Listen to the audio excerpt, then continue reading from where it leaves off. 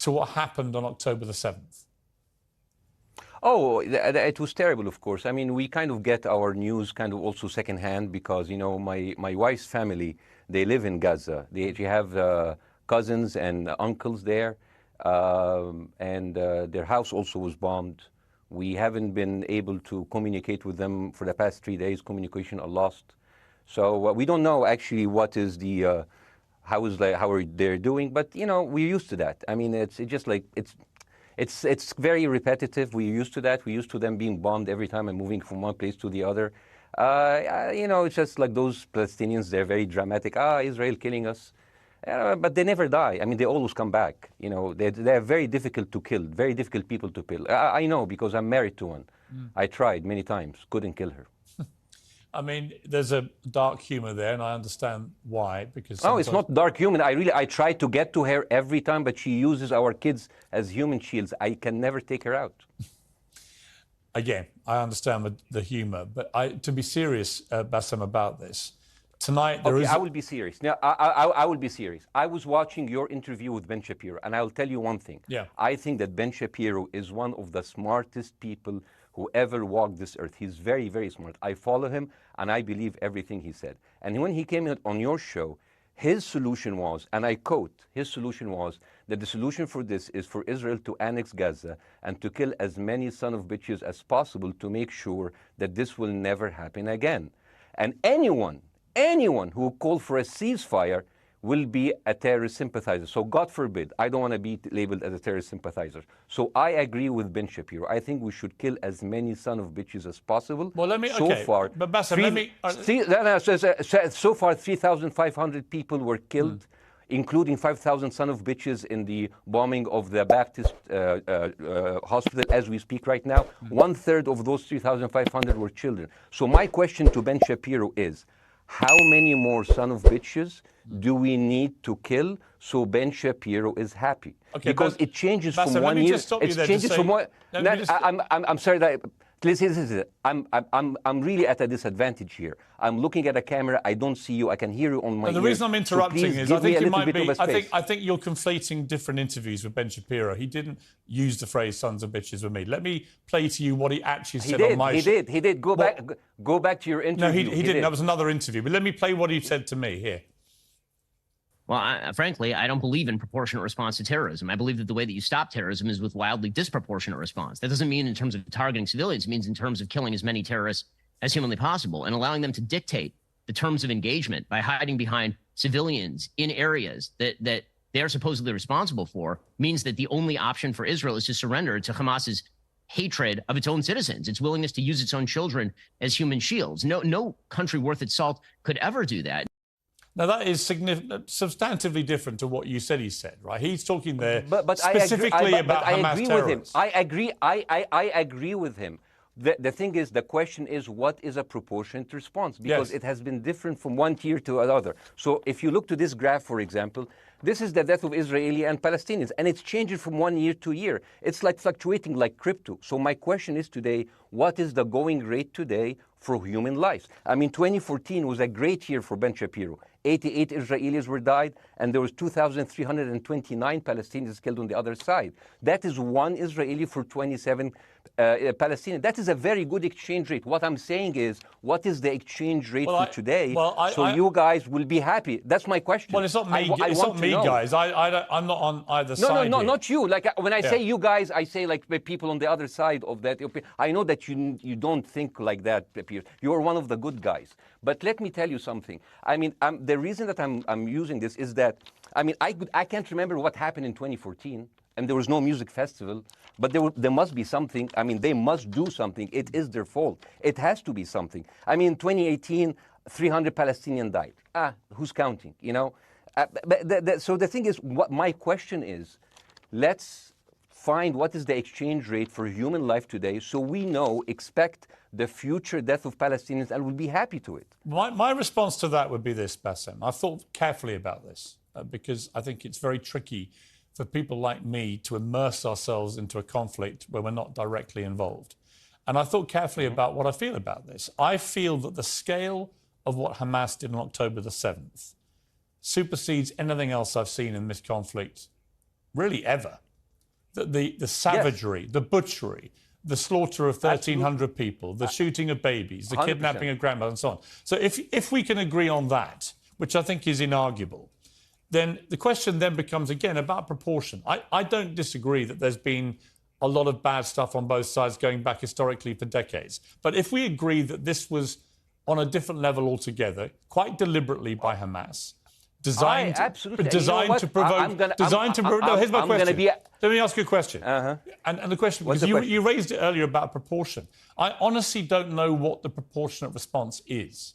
I honestly don't. I don't. I've been watching the airstrikes this week thinking... So what's your question? Well, I would ask you, if you were Israel, what would you... If I was Israel? If you were Israel and that had happened to you, what would you think would be the appropriate way for the country to respond?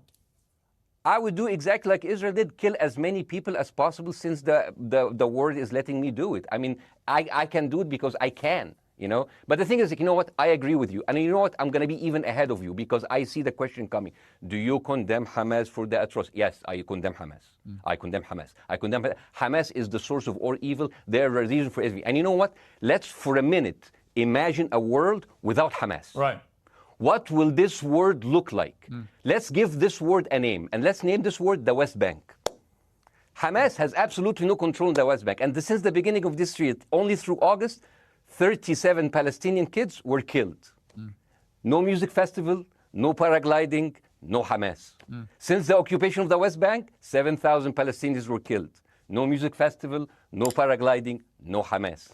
I can go on and on and on and on. No, but you don't need to, because in a way you're preaching to the choir. I've followed this crisis. Oh no, you're not preaching. So the thing is, like, in the sense that I know that what you're saying has validity. Of course, Piers. By the way, Piers. I am at a disadvantage here. I can hear you. I cannot see you. I am in a claustrophobic room, and so please cut me some slack and don't interrupt me and interrupt my points. Sure. So, because this has to be fair. Understand. Because if you want to only hear your opinion, I can just condemn Hamas and go home. I can do that. So, do you want to do that, or do you have a much more nuanced conversation? No, I absolutely want to have a nuanced conversation. I wasn't aware I was interrupting you. I thought I was letting you speak. Amazing. So let's. I mean, I would say I really applaud Israel for doing one thing that no military force in the world does. Because I heard Ben Shapiro and I heard Ron DeSantis, and they said Israel is the only military force in the world that warns civilians before bombing them. I mean, how fucking cute. That is so nice of them. Because with this logic, if Russian troops started warning Ukrainians before bombing their houses, we're cool with Putin, right? I mean, okay, Habibi, you have warned them, go invade. It's fine. You have done your job. I mean, the thing is, and I understand, and I also heard Ben Shapiro talking about Human Shield. So you remember my wife's family, they live in Gaza. So I asked them, I told them, when Israel give you the nice warning, the cute warning, does Hamas force you to stay in your home so you can be bombed and use as Human Shield? You know what, Hassan here, my wife's cousin, he's a loser, you know. He told me, you know, when I asked him, does that happen? He told me, no. The lying son of a bitch lied to me. I told him, you don't understand. Ben Shapiro and Ron DeSantis keep saying that Israel warned you and Hamas asked you to stay put. So I told you, he's a loser. He never kept a job. He even failed in all of the interviews to become like a human shield. I would believe Ben Shapiro. Let me ask you this, Bassem. So let's go with that. No. Let me ask you At some point, I must be able to ask you questions. It's not a monologue for you, Bassem. If we agree that for the 14,000 casualties, I mean, who's counting, our human shield, does that mean that every single one of those civilians was standing, obscuring a military target behind them? Because that's a lot of weapons. I mean, Hamas is packing. No, of course it doesn't. And look, it doesn't. So there's some collateral damage. Lots of collateral damage. Yes. It's fine, yeah. You kill some to save some and then kill some more. Yeah, I agree. Yeah. Well, let me ask you this. Again, it comes back to proportionate response. When the world decided it had to get rid of ISIS because of the appalling butchery they were carrying out, it did so by also killing, very sadly, a lot of civilians along the way by doing airstrikes against places which But killing civilians are inevitable. You said that in the beginning. My point is, it's inevitable. Yeah, but once decided that they want to get rid of Hamas, and Hamas is embedded with civilian population, I'm very concerned about what's going to happen next. I've written a column tonight saying, I remember the Iraq War, which I opposed, right? I remember all this. So my question for you is, what would you think would be an appropriate response by Israel to what happened? Well, these are years of disproportionate responses of Israel. Right. Did it solve the solution? Did it solve the problem? Did it work before, so it will work? What will be the surprise this time? What will be the twist that will make this work this time? What will be different this time? Seriously, I mean, like, this is only the last 15 years. I mean, because it's too many papers. I just got this. But how will this be different? And the thing is, I am so glad in the introduction that you mentioned the Iraq War. I applaud you, Piers, for saying that, because you were honest about it. You said that spreading lies like WMDs make people look at those people as less of humans, and they would accept the death of 1 million Iraqi, whether by sanctions or by invasion, right? You are a good man. This is amazing. And you know what is similar?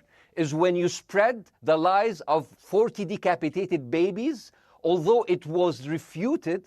So what happens when people hear that, killing babies is horrible. But when you say decapitated 40 babies, you are planting a certain image with a certain trigger in people's mind. Who has said that? Who has said 40? Who has said that? You have said 40 decapitated. Who has said that? You have repeated. No, I haven't. What? I've never said that. You haven't said on your show 40 decapitated babies? Never. Ben Shapiro didn't say it? No. Ron DeSantis didn't say Nobody it? has said it. Okay, nobody said it? No. Oh, okay, maybe I am wrong. Decapitated. Here's you're the wrong. thing. I've never said that. The thing, what happened, no, you're wrong. But the thing is, the same thing is happening in Iraq. Ben Shapiro once tweeted, not even about Gaza, about the West Bank, when Israel continued to build the illegal settlement. He said, 2017, Israel likes to build things, and Arabs, not Palestine, not Hamas, Arabs like to bomb crap and live in open sewage. Yeah, I thought that was very the Israeli defense minister, he said, those are human animals. And the thing is, Ben Shapiro should know better, because, long before the Holocaust, before Jewish people were thrown in the gas chambers, the Nazi propaganda called them rats. Now, as a human being, I will never accept that another human being being thrown into a gas chamber, but a rat, kill 10.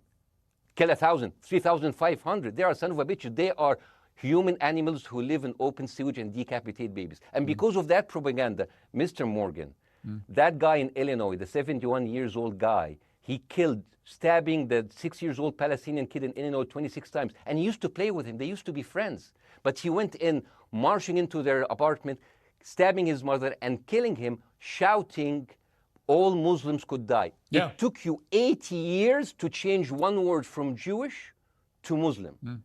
And then you transferred your guilt to us and took away our land. Bassem, let me ask you a question. That deal sucks, man. Let me ask you a question. How do we get from where we are now to peace? Well, first of all, you need to change the perception. Nikki Haley, the American presidential candidate, said, we are in Israel in this because it's a fight between good and evil. Now, if you already decided someone is good, he can do no evil. And if you decided someone is evil, it's good to kill them. Killing them is good.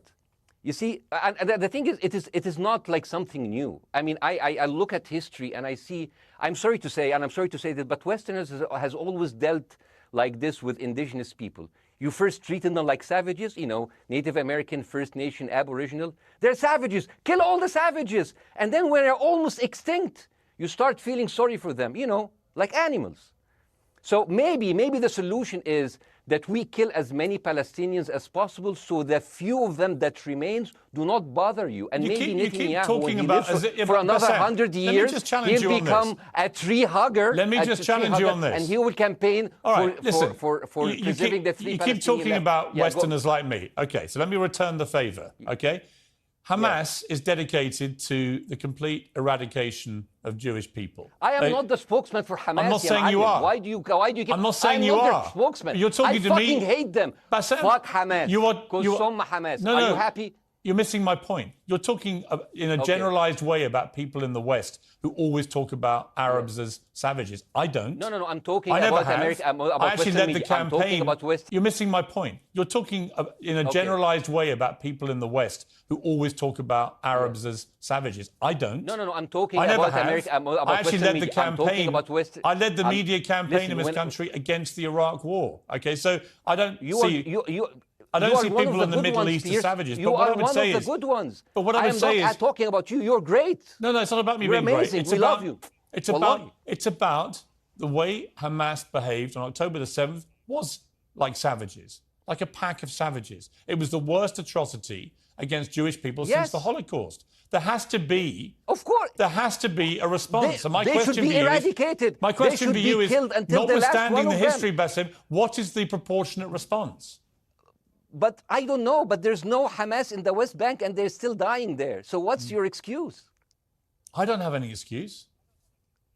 Okay, what's your explanation? Sorry, my earpiece went down. Listen, I don't make any pretense that this hasn't been a massive problem between Palestine and Israel going back to the mid-40s. We all know this, right? Piers, listen. I'm not saying that you're making excuses, but if you are adopting a certain point of view, you have to at least defend it. I'm telling you, there is no Hamas in the West Bank. What is the excuse? Not your excuse. What is the excuse to kill those people? Well, listen, this question of proportionality is one that... No, answer my question. I've been answering your question. You answer mine. It's actually not my job to answer your questions. It's not. Okay, not your job. Not. I agree with you. I'm more interested in you, who has family in Gaza, who's an Egyptian in the Middle East, right? I'm more interested in what you have to say. Okay, I'm telling you. I think Hamas is the problem, okay? Right. Now, let's say Hamas is removed. Let's Hamas. I'm agreeing with everything. You want me to condemn Hamas? I will condemn Hamas, Hummus, Hassan, everyone. Guys, so wait. I can't hear you. The earpiece. Damn. Okay. Oops. Okay. Yeah. Okay. I do need help. I think. Okay. Just go back. Is he there? You go back. Can you hear me? Okay, go. Thank you, guys. Can you hear Bassem? Yeah. Now I can hear you. Okay. So here's the thing. Can you hear? Okay. Yeah. So Isaac, let's say, for example, Hamas ceased to exist.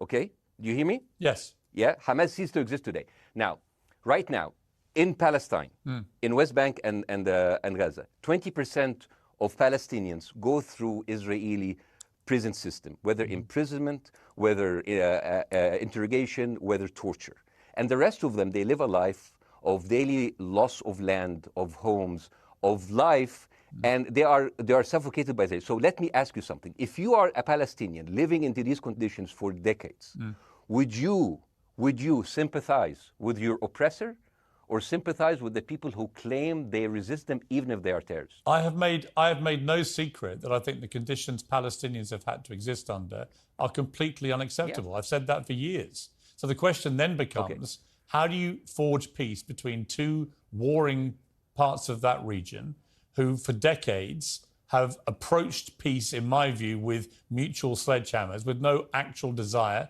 to have peace? And I think it comes down in the end to great leadership.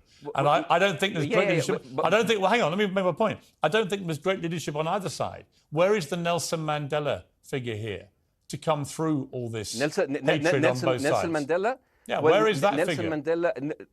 Nelson Mandela actually have criticized Israel for being a horrible state. All of the South African activists have actually called Israel. My point is about how he responded to a country that was so divided. Is a template for how you get to peace, isn't it? I haven't met Nelson Mandela, so I wouldn't know. But like there is a point. There's a very important point here. You know, I want to understand what is the logic of Israel carpet bombing Gaza. I mean, if there is a logic, if this will make Israel safe, I want to hear the logic. So if they continue bombing, what are they hoping to achieve? Well, I think we know what their stated aim is. Their stated aim is to eradicate and wipe out Hamas. They believe Hamas are living predominantly in northern Gaza. They also are aware they're living amongst civilians. So it's an incredibly difficult thing. As I said in my monologue, it is very, very difficult to see how they do this without massive collateral damage. So if I can understand this correctly, basically Israel is doing this to pressure the Palestinian community in Gaza to turn against Hamas. Is that right? I'm sure that's part of it, yes. That's part of it. So this is exactly what terrorist organizations do, because terrorist organizations will have no chance beating a whole nation in battle. So they terrorize and they kill the civilians in order to spread fear and terror so they can turn against their government to change their policy or to resign. You have just compared Israel with ISIS. No, I haven't. I don't see any comparison between. It's going to be the headlines tomorrow. Piers Morgan, Israel is ISIS. Only amongst people who weren't listening. The comparison, which is more apposite, is ISIS and Hamas. They are both nihilistic terror groups intent on killing as many Jewish people and others as they can possibly kill. And you can't get peace with people like that. Absolutely. You know what? I'm going to do something that nobody done on your television. You know what I'm going to do on your episode? I'm going to pretend that I'm an Israeli citizen. I'm going to put myself in the place of an Israeli settler in the kibbutz. And I want to speak to my Prime Minister, Benjamin Netanyahu. Mr. Benjamin Netanyahu, I have voted for you because you have promised us peace and prosperity and security. On the 7th of October, those son of bitches Hamas, they went into the fence that is regularly heavily guarded. Usually if there's like a dove that comes close to it, it will be shot. Those people went in and they went for 6 hours before IDF forces was deployed, killing our friends, our families, kidnapping our grandmothers and babies, and went in. I want to ask you, Mr. Prime Minister, after you have fractured the Israeli community and you have fucked our courts, our Supreme Courts, what are you doing with the money being given to you, to the United States? Also, you are carpet bombing Gaza with absolutely no regard to our hostages, our people. I heard a rumor in the kibbutz that you're doing that you let that happen as an excuse to carpet bomb Gaza, so you push them into Sinai. And I didn't believe it. It's like, not my prime minister. He can never do that. And then I watched an interview for Danny Ayalon. He was your chief advisor. He was also the Israeli ambassador to the United States. And you know what he said, Mr. Prime Minister? He said that the solution for those Palestinians is to go into a vast land of Sinai and live into tent cities temporarily, temporarily, wink wink, until we build Gaza again, and then we invite you back. يعني عبط احنا بقى. يعني فاهمني؟ We've seen this movie before. So يعني, and when I saw this, I couldn't explain to my fellows in the kibbutz, how come our Israeli government is trading human lives for another piece of land?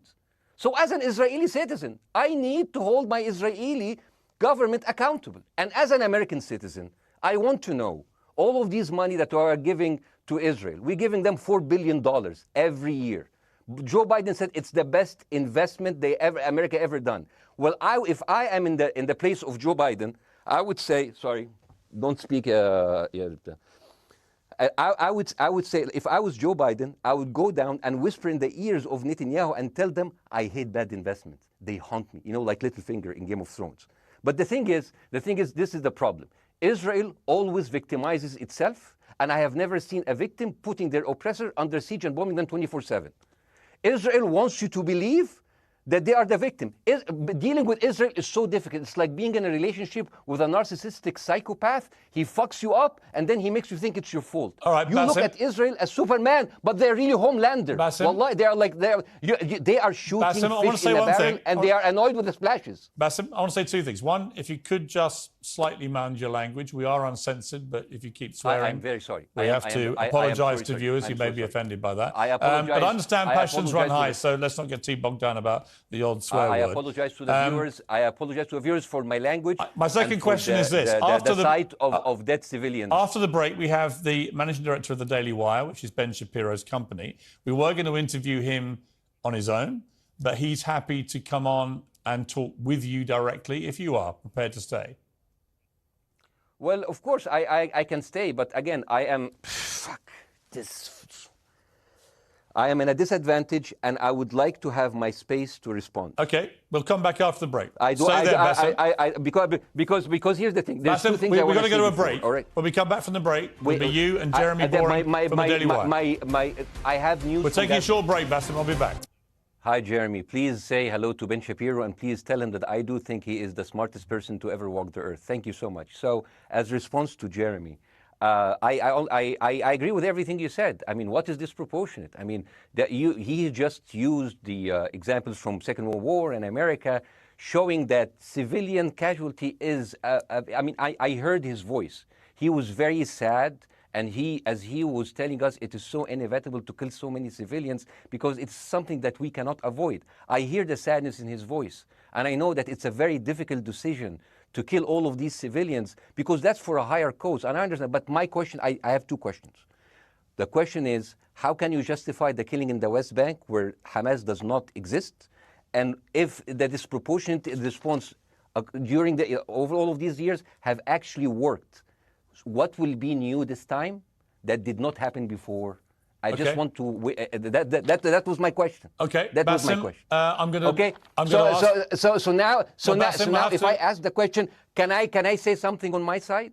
Well, a little bit personal? Bassem, with respect, a little bit personal. Bassem, with respect, I gave you half the show to have your side. Jeremy's had a lot less time. I'm going to have to. You want me to leave? Bassem, I'm going to have to let you go because we've been on there with you for 40 minutes. Okay. Bye bye. But listen, bye. I would like to talk to you again, and thank you for joining the program. I appreciate it. Oh, by the way, my wife's family is all right, and they sent us a house. It's bombed. It's beautiful. It's going to be a good like Halloween theme. So I'm very sorry for what your family are going through in Gaza, and I mean that very sincerely. By the way, I don't know. I don't know I don't know him. By the way, I haven't actually met them. They didn't even come to my wedding. They couldn't because they are stuck in Gaza. Okay. And she never saw them because, Gaza is not a destination. Bassem, as I say, we hear their voices, and it's they die. It's fine. It's fine. Bassem, I wish your family all the very best. Thank you for joining me. I appreciate it. I don't. Thank you.